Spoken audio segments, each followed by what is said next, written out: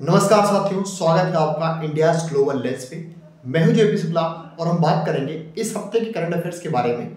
जो महत्वपूर्ण खबरें हमारे देश के लिए महत्वपूर्ण थी, साथ ही साथ विद्यार्थियों के लिए जो तैयारी करते हैं यूपीएससी की, एसएससी की और गवर्नमेंट एग्जाम्स की, उन सभी के लिए करंट अफेयर्स का ये सेगमेंट बहुत महत्वपूर्ण होने वाला है। स्टार्ट करेंगे अंतर्राष्ट्रीय खबरों को, क्योंकि हमारा जो ग्लोबल लेंस है वो बताता है कि भारत के पर्सपेक्टिव से दुनिया में क्या ऐसी चीजें घटी जिससे भारत को लाभ हो रहा है और देश का विकास हो सकता है। स्टार्ट करेंगे पहली खबर से, लेकिन मैं चाहूंगा जो लोग नए हैं पहले हमारा जो यूट्यूब चैनल है इसको सब्सक्राइब कर लें, ताकि हम आपके लिए और अच्छे और बेहतर कंटेंट लेके आ सकें।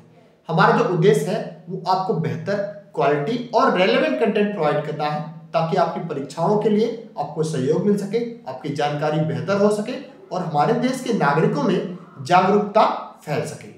तो शुरू करते हैं। भारत के लिए सबसे महत्वपूर्ण खबर है, क्योंकि रिसेंटली हुआ क्या था कि एक हिंडनबर्ग नाम की शॉर्ट सेलिंग संस्था थी।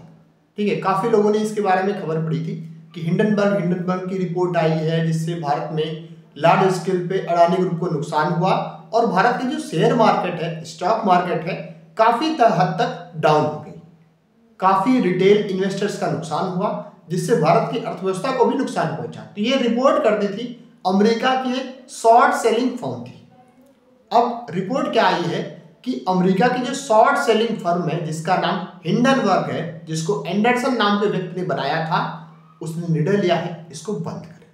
अब सोचो, एक कंपनी रिपोर्ट करती है जिससे भारत के लार्ज स्केल पर शेयर मार्केट डाउन होता है, स्टॉक्स गिरते हैं, लोगों का नुकसान होता है, लाखों करोड़ों का चूना लगता है, देश की अर्थव्यवस्था को नुकसान पहुंचता है, और बताया जाता है कि अमेरिकी डीप स्टेट के स्पॉन्सर ये संस्था, जिसको जॉर्ज सोरोस द्वारा या और लोगों द्वारा फंड किया जाता रहा है, इसने काफी हद तक भारत का नुकसान पहुंचाया है, अडानी ग्रुप का नुकसान पहुंचाया है। इसको हिंडनबर्ग को बंद करने का निर्णय लिया गया। तो भारत के लिए पॉजिटिव भी है कि ऐसे जो प्रॉक्सी ग्रुप्स हैं जो एंटी इंडिया एजेंडा के साथ काम करते हैं, डीप स्टेट एजेंडा के साथ काम करते हैं, उनको घात पहुंचा है। दूसरी जो महत्वपूर्ण खबर आई है सामने अमेरिका से, वह है टिकटॉक नाम का जो ऐप है, जो कि भारत में बहुत पहले ही भारत सरकार ने बैन कर दिया था। रीजन क्या था? इसके सिक्योरिटी कंसर्न्स बहुत ज्यादा थे। बताया जा रहा कि हमारे देश के नागरिकों का जो पर्सनल डेटा है, अब हम सभी अब जानते हैं कि आज के टाइम पे डेटा इज एवरीथिंग, कि आपकी जो व्यक्तिगत जानकारियां हैं, आपका मोबाइल नंबर है, आपकी ईमेल आईडी है, आपका एड्रेस है, आपकी फैमिली की इंफॉर्मेशन है, they are very important informations. ये बहुत महत्वपूर्ण जानकारियां होती हैं और इन्हीं को बेच के कंपनियां बहुत सारा लाभ कमाती हैं। अब अगर आपके देश के नागरिकों की सारी जानकारियां चीन के देश के सरकार को मालूम चलेगी, तो हमारे देश की सुरक्षा को एक लंबा खतरा है, जिसको एक कार्ड बताते हुए भारत की सरकार ने टिकटॉक को बहुत पहले ही बैन कर दिया था। लेकिन अमेरिका में चूंकि बहुत सारे फ्रीडम ऑफ एक्सप्रेशन के झंडा उठाने वाले लोग हैं, तो उनको काफी समय लगा, लेकिन अंततः वहां के सुप्रीम कोर्ट ने भी टिकटॉक को बैन कर दिया है। अब माना जा रहा है डोनाल्ड ट्रंप ने संकेत दिए हैं चाइना से वो अपने संबंध सुधारने की ओर बात करेंगे, और वो एक तरह से बिजनेस टाइकून है, तो वो टिकटॉक को बंद करने के पक्ष में नहीं है। वो चाहते हैं कि कोई भी ऐप है, कोई वेबसाइट है, वो चलती रहे। तो अब इसमें क्या कदम उठाते हैं वो आगे देखा जाए, लेकिन ऑफिशियली आज के टाइम पे एप्पल और गूगल के प्ले स्टोर से, एंड्रॉइड के प्ले स्टोर से अमेरिका में भी टिकटॉक हट चुका है। ये बहुत महत्वपूर्ण जानकारी है, क्योंकि अमेरिका और इंडिया ये दो प्रमुख मार्केट थे टिकटॉक के। अच्छा, टिकटॉक को किसने बनाया? तो टिकटॉक को एक संस्था है, बाइटडांस करके कंपनी है, चाइना की कंपनी है, जिसको बनाया था। टिकटॉक भी दुनिया के जो बहुत महत्वपूर्ण एक तरह से स्ट्रीमिंग प्लेटफॉर्म्स हैं, सोशल मीडिया प्लेटफॉर्म्स हैं, उनमें से एक माना जा रहा था। तीसरी जो बहुत महत्वपूर्ण खबर इस हफ्ते रही, वो थी जो साउथ कोरिया के प्रेसिडेंट है यून सुक यूल, जिन्होंने हाल ही में साउथ कोरिया में मार्शल लॉ लगाया था। मार्शल लॉ मतलब जैसे कि हमारे यहाँ इमरजेंसी प्रोविजंस होते हैं कि नागरिकों के जो मूल अधिकार है वो छीन लिए जाते हैं, तो उन्होंने प्रयास किया था कि देश में मार्शल लॉ लग जाए, लेकिन वहाँ की संसद ने और वहाँ के जो अवैध नागरिक हैं, वहाँ के लॉ मेकर्स हैं, उन्होंने इनके इस प्रयास को रोक दिया और उनको हाल ही में अरेस्ट कर लिया गया था। अब यून सुक यूल को जो अरेस्ट किया गया, उससे उनके समर्थक काफी प्रोटेस्ट कर रहे थे, काफी राइट्स वगैरह कर रहे थे, जिससे उनकी जो डिटेंशन है, जो उनकी अरेस्ट है, वो बढ़ा दी गई। ये महत्वपूर्ण जानकारी थी।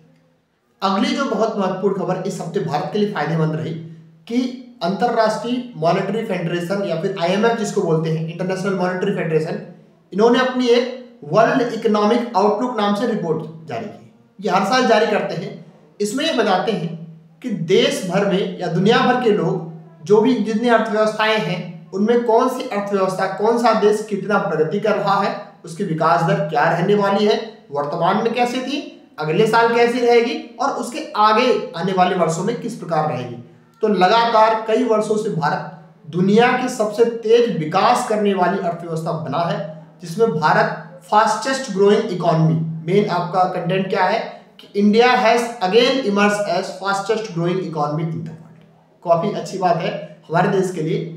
IMF का अनुमान है कि भारत 6.5% की गति से वर्ष 2025 में प्रगति करेगा और यह जो आंकड़ा है जितने भी बड़े देश हैं उनमें सर्वाधिक है। चीन की, अमेरिका की, जापान की, जर्मनी की, ब्राजील की, फ्रांस की, सबकी अर्थव्यवस्था हमसे कम गति से विकास कर रही है। हमारा देश काफी लंबे स्तर पे विकास कर रहा है और बताया जाता है कि सन 2075 तक दुनिया की दूसरी सबसे बड़ी अर्थव्यवस्था हिंदुस्तान की अर्थव्यवस्था होगी।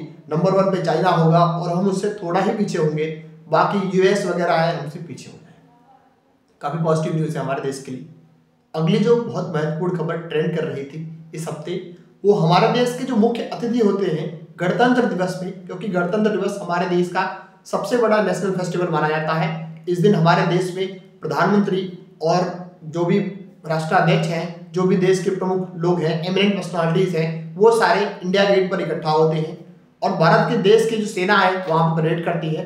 उसमें हमारे देश के जो एक परंपरा रही है, दुनिया के किसी राष्ट्राध्यक्ष को बुलाया जाता है।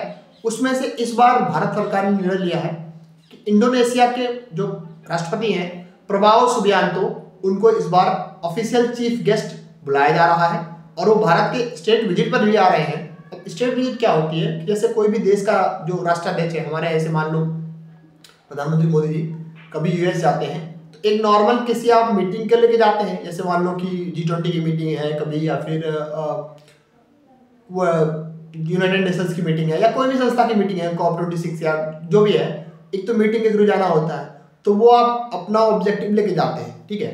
दूसरा जो होता है स्टेट विजिट। स्टेट विजिट मतलब कि वह आधिकारिक यात्रा पर आपके देश में आ रहे हैं, आपके राष्ट्रपति, आपके प्रधानमंत्री उनका ऑफिशियल स्वागत करेंगे और वो देश भर के लिए एक तरह से गौरव का पल होगा, किसी देश को आप होस्ट करते हैं। तो इंडोनेशिया के जो राष्ट्रपति हैं ये हमारे देश में 25 और 26 जनवरी को स्टेट विजिट पर भी आ रहे हैं। साथ ही साथ हमारा जो रिपब्लिक डे परेड है इसके लिए ऑफिशियल चीफ गेस्ट भी होंगे, ठीक है।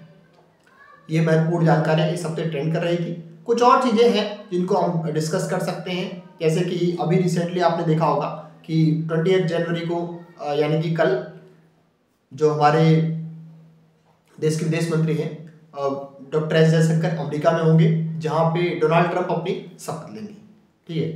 और इसी प्रकार से कुछ और कंटेंट आपको हम बताएंगे। अगर आपको हमारे कंटेंट बेहतर लगते हो, हमारी वीडियोस अच्छी लगती हो, तो आप हमारा जो यूट्यूब चैनल है इंडियाज ग्लोबल लेंस, उसको आप सब्सक्राइब कर सकते हैं। आपको वीडियो को लाइक करना चाहिए, साथ ही आपके जो दोस्त यार हैं उनसे ये वीडियो आप शेयर भी कर सकते हैं ताकि आपके लिए और अच्छे बेहतर कंटेंट ला सकें। एक और महत्वपूर्ण खबर थी जो अभी रह गई, ब्रिक्स कंट्रीज की जो पार्टनर लिस्ट है उसमें नाइजीरिया नाम का देश भी शामिल हो गया है। काफ़ी अच्छी खबर है, काफ़ी महत्वपूर्ण खबर है भारत के लिए कि ब्रिक्स कंट्रीज का एक्सपेंशन हो रहा है।